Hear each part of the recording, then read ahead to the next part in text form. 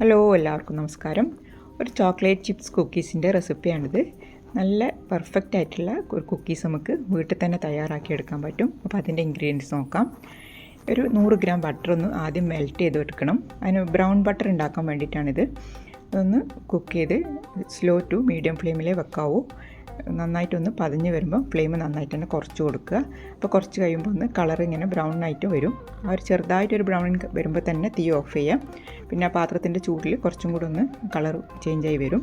അപ്പോൾ ഇത് നന്നായിട്ട് പതിഞ്ഞ് കളർ മാറി തുടങ്ങിയിട്ടുണ്ട്. അപ്പോൾ നമുക്ക് തീ ഓഫ് ചെയ്ത് ചൂടാറാനായിട്ട് മാറ്റി വെക്കാം. ഇതൊന്ന് അരിച്ചെടുക്കണം ചൂടാറിന് ശേഷം. 1/4 കപ്പ് മൈദ എടുത്തിട്ടുണ്ട്, 1/2 cup chocolate chips, 1/2 cup brown ഷുഗറും 1/4 കപ്പ് നോർമൽ ഷുഗറും, പിന്നെ ഒരു മുട്ട, ബേക്കിംഗ് സോഡ, ഉപ്പ്, വാനില എസൻസ്. നമ്മുടെ ബ്രൗൺ ബട്ടർ അരിച്ചെടുത്തിട്ടുണ്ട്, നന്നായിട്ട് തണുത്തിട്ടുണ്ട്. അതിലേക്ക് എടുത്തു വെച്ചിട്ടുള്ള നോർമൽ ഷുഗറും ബ്രൗൺ ഷുഗറും കൂടി ഒന്ന് പൊടിച്ചെടുത്തിട്ടുണ്ട്. അത് ചേർത്ത് കൊടുക്കാം.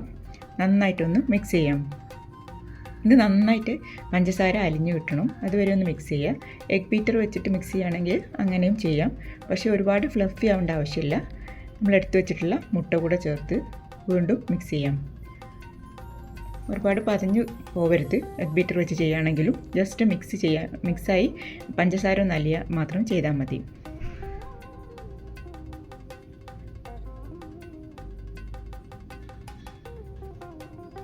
കുറച്ച് നേരം നന്നായിട്ട് ഇളക്കി മിക്സ് ചെയ്ത് കൊടുത്താൽ മതി. ഇനി അതിലേക്ക് 1/4 ടീസ്പൂൺ ബേക്കിംഗ് സോഡ ചേർത്ത് കൊടുക്കാം. 1/4 ടീസ്പൂണിൻ്റെ പകുതി ഉപ്പ് കൂടെ ചേർത്ത് കൊടുക്കാം. 1 ടീസ്പൂൺ വാനില എസൻസ് കൂടെ ചേർത്ത് കൊടുക്കാം. ഇത് ഒന്നുകൂടെ നന്നായിട്ട് മിക്സ് ചെയ്തെടുക്കാം.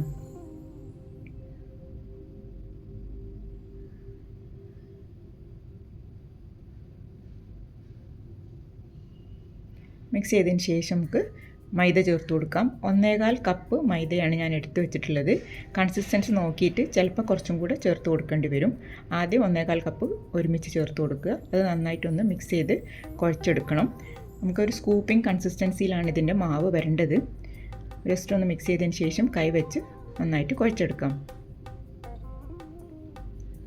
നമ്മൾ ചേർക്കുന്ന മുട്ടൻ്റെ സൈസിനനുസരിച്ച് ചിലപ്പം മൈദൻ്റെ അളവ് വ്യത്യാസം വരും.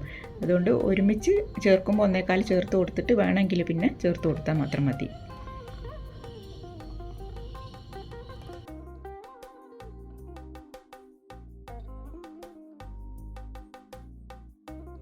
ലൂസ് കൺസിസ്റ്റൻസിയിലാണ് ഉള്ളത്. അതിലേക്ക് നമുക്ക് എടുത്തു വെച്ചിട്ടുള്ള 1/2 കപ്പ് ചോക്ലേറ്റ് ചിപ്സ് ചേർത്ത് കൊടുക്കാം. ഇത് ഡാർക്ക് ചോക്ലേറ്റ് ചിപ്സാണ് ഞാൻ ചേർത്തത്. നന്നായിട്ട് മിക്സ് ചെയ്യുക. ചോക്ലേറ്റും കൂടെ ചേർത്തതിന് ശേഷം കൺസിസ്റ്റൻസി ഒന്നുകൂടെ നോക്കുക. എന്നിട്ട് ലൂസാണെങ്കിൽ മാത്രം മൈദ ചേർത്ത് കൊടുക്കുക. ഈ സ്പൂൺ വെച്ച് നമുക്കൊന്നും കൂടെ ഒന്ന് മിക്സ് ചെയ്തെടുക്കാം.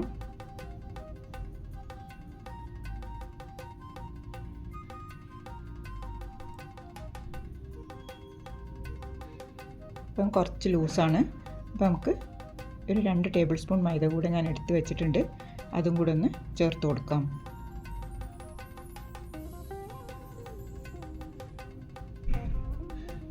മൈദ ചേർക്കുമ്പോൾ കൺസിസ്റ്റൻസി നോക്കിയിട്ട് മാത്രമേ ചേർക്കാവൂ. സ്കൂപ്പിംഗ് കൺസിസ്റ്റൻസി തന്നെ കിട്ടണം മാവ്, എന്നാൽ തന്നെ നല്ലൊരു കുക്കീസായിട്ട് കിട്ടുള്ളൂ. നന്നായിട്ടൊന്നുകൂടെ മിക്സ് ചെയ്ത് കൊടുക്കാം.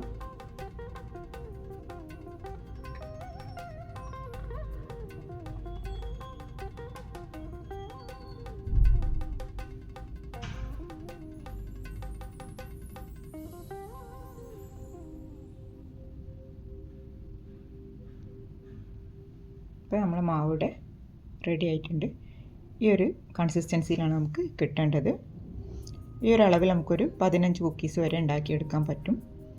നല്ല ടേസ്റ്റി ആയിട്ടുള്ളൊരു കുക്കീസാണിത്.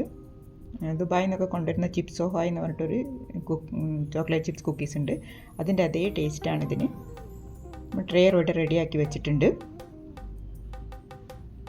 അതിലേക്ക് ഷേപ്പ് ചെയ്ത് വെച്ച് കൊടുക്കാം. ഷേപ്പ് ചെയ്യാൻ വേണ്ടിയിട്ട് ഒരു കുഴിയുള്ള സ്പൂണാണ് എടുത്തത്. എങ്ങനെ വേണമെങ്കിൽ ഷേപ്പ് ചെയ്യാം. ഐസ്ക്രീം സ്കൂപ്പർ വെച്ചിട്ട് വേണമെങ്കിലും നമുക്ക് ഷേപ്പ് ചെയ്തെടുക്കാം. ഇതേപോലെ എടുത്തു കഴിഞ്ഞാൽ ഒരേ അളവിലുള്ള ഒരേ ഷേപ്പിലുള്ള കുക്കീസ് നമുക്ക് ഉണ്ടാക്കിയെടുക്കാൻ പറ്റും.